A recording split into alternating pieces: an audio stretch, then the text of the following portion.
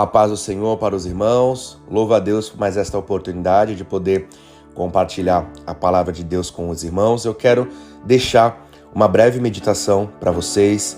Aqui um livro, uma passagem super conhecida, livro de João, capítulo 15. Quero deixar apenas os versículos 4 e 5 para a meditação, que diz assim: Estai em mim e eu em vós, como a vara de si mesma não pode dar fruto, se não estiver na videira, assim também vós, se não estiverdes em mim. Eu sou a videira, vós as varas. Quem está em mim e eu nele, este dá muito fruto, porque sem mim nada podereis fazer.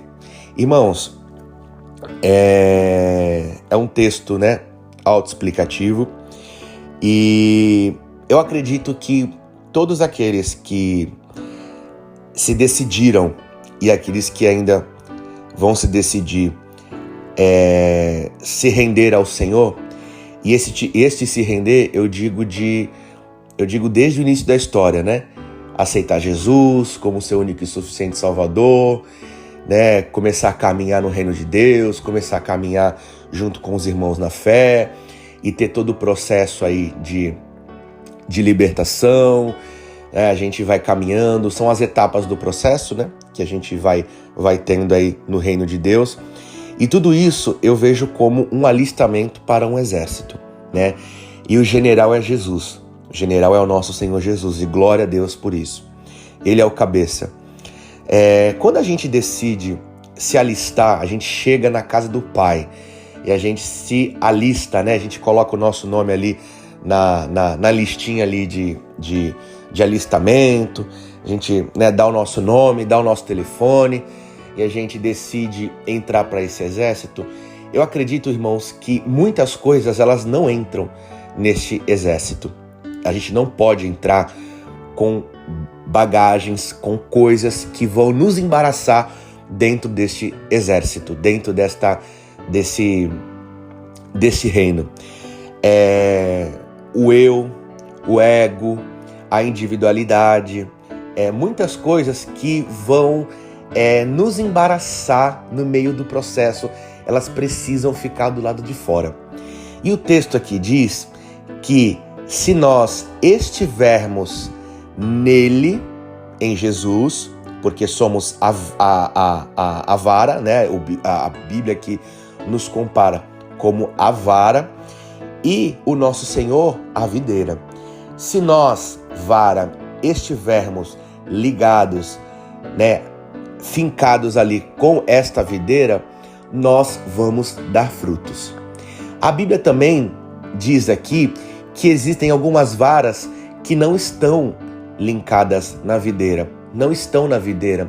E essas varas, no momento que o lavrador vem para dar uma conferida, para dar uma olhada, se está dando fruto ou se não, ele tem duas opções. A que dá fruto, ele tira, ele limpa e a mantém para poder dar mais fruto. E a que está sem fruto, que não está linkada na videira, ele arranca e lança fora, E ele põe fogo ainda por cima, Porque não tem utilidade nenhuma. Então, a gente precisa ter cuidado, porque a gente precisa fazer uma autoanálise para saber em qual estado nós estamos. Nós estamos, de fato, linkados com o Senhor? Nós como varas, cada vara na sua individualidade. Você está ligado em Jesus? Eu estou ligado em Jesus? Será? Será que eu estou só ali, mas não estou vinculado com Jesus? O que quero dizer com isso? Como é que está a nossa intimidade com o Senhor? Como é que está o nosso relacionamento com o nosso Pai? Relacionamento a gente constrói através da comunicação, e a gente se comunica orando. Eu estou falando com os irmãos via áudio e esta é uma oratória. Eu estou soltando aqui palavras, eu estou conversando com os irmãos. Se estivéssemos ao vivo numa mesa, ou na igreja, estaríamos trocando informações. É uma oratória. Eu estou criando relacionamento, eu estou abrindo, aqui a minha particularidade para poder conversar. Isso é uma oração, é uma oratória. E nós precisamos fazer isso também com o nosso Senhor Jesus. muitas vezes nós conversamos com tantas pessoas no nosso dia a dia, a gente tem tanta amizade com tantas pessoas no nosso dia a dia e a gente esquece de falar com o nosso Senhor. Essa palavra também é para mim, né? Eu tô falando aqui, mas começa, né? A espada bate aqui primeiro. Então, irmão, nós precisamos fazer essa análise. Estamos ligados na videira? Sim ou não? Né? Se estivermos ligados na videira, é óbvio que estamos dando fruto.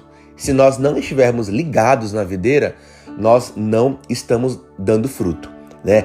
E a gente dá fruto quando a gente está ligado na videira e quando somos limpos, porque chega um momento que o lavrador ele vai olhar e vai querer nos limpar. E a Bíblia diz aqui no próprio capítulo 15 de João, no versículo 3, diz assim: vós já estáis limpos pela palavra que vos tenho falado. Irmãos, a palavra de Deus é o que nos limpa, é o que nos purifica, é o que arranca de nós toda impureza. Quando nós ouvimos a palavra de Deus, além dela nos confortar, ela também vai nos confrontar. Ela vai bater de frente com o nosso eu, com o nosso achismo, vai bater de frente com a nossa desobediência, né? Com a nossa rigidez, vai bater de frente com a nossa resistência muitas vezes, que a gente muitas vezes quer ser resistente às coisas, só que aí vem a palavra de Deus e a gente tem que se render à palavra, né? Então, é a palavra de Deus que é o que nos limpa. A gente não faz nada sem a palavra, irmãos. Então, precisamos ser limpos pela palavra. Não é pelo modismo atual, não é com as nossas próprias forças, é a palavra que nos limpa. E precisamos, irmãos, buscar a palavra, porque toda vara, irmão, que está ligada na videira, independente das adversidades, das dificuldades que esta vara atravessa, se ela permanecer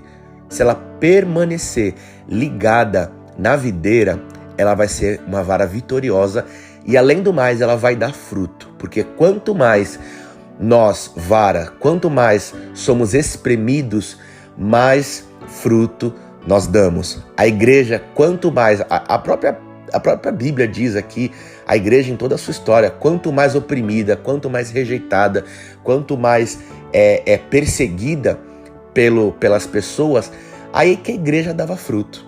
Aí que a igreja, né, se unia na oração, né, porque havia uma oposição contra. Então todo mundo se juntava, não, vamos, né, buscar ao Pai, vamos fazer a vontade do Pai.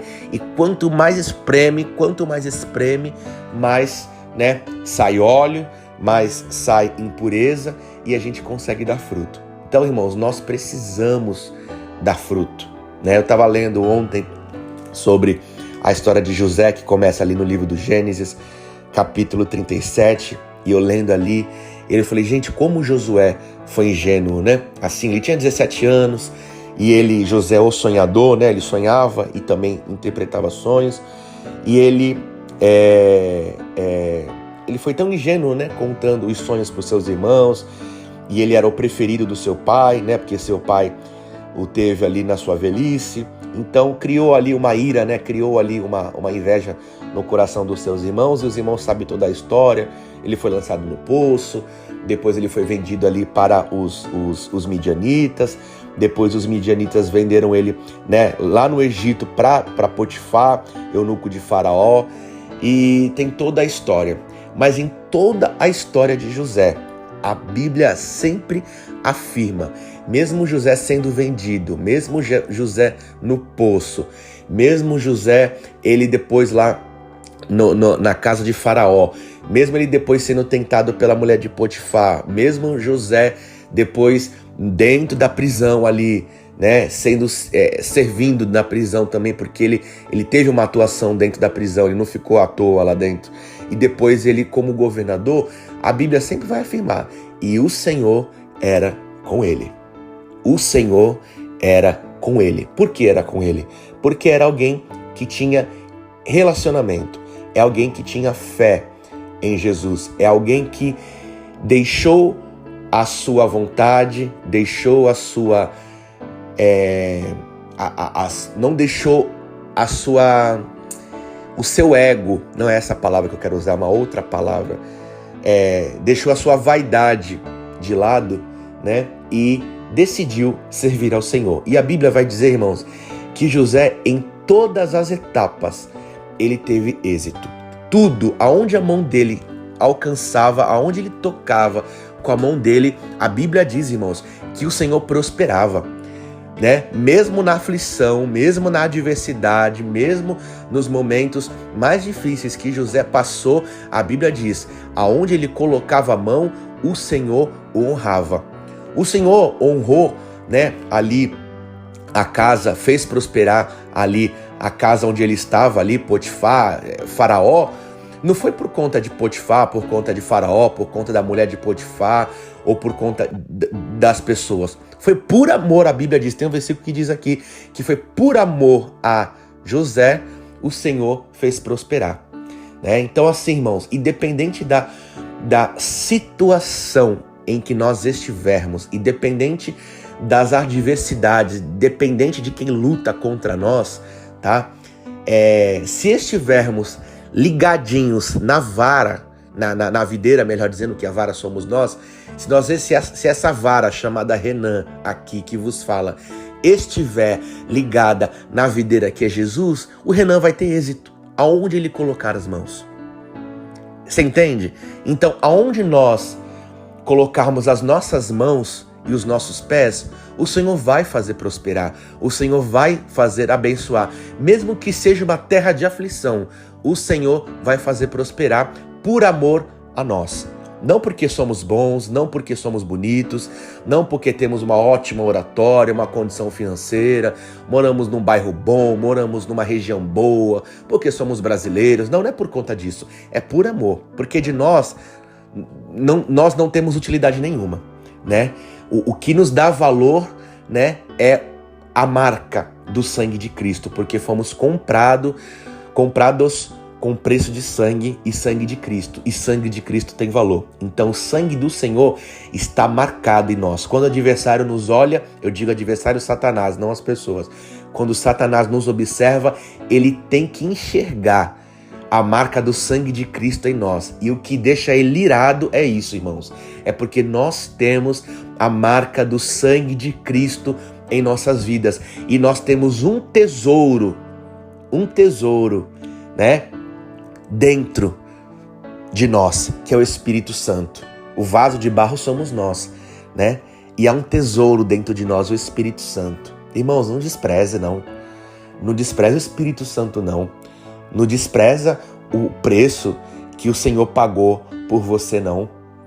Tá? Essa palavra também é para mim. Não vamos desperdiçar, desprezar a oportunidade que Deus está nos dando. José, ele aproveitou todas as oportunidades. Ele foi lançado no poço, né? Ele foi lançado, quando a mulher de Potifar tentou, né, se deitar com ele, ele fugindo ali, e ela armou uma trama porque ele fugiu e ficou uma parte ali da veste ali com ela, e ela foi lá, anunciou pro esposo, falou que ele tentou, vou trazer para os nossos dias, para o nosso contexto, ele tentou me agarrar, ele tentou isso e aquilo, e tal, ele tentou se aproveitar de mim.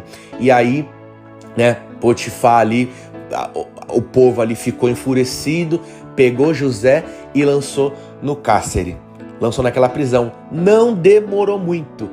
O chefe ali do cárcere, ali, o guarda, deu a gestão. Eu vou ser ousado em usar essa palavra. Ele deu a gestão de todos os presos na mão de José. José era um homem confiável, independente das coisas que aconteciam.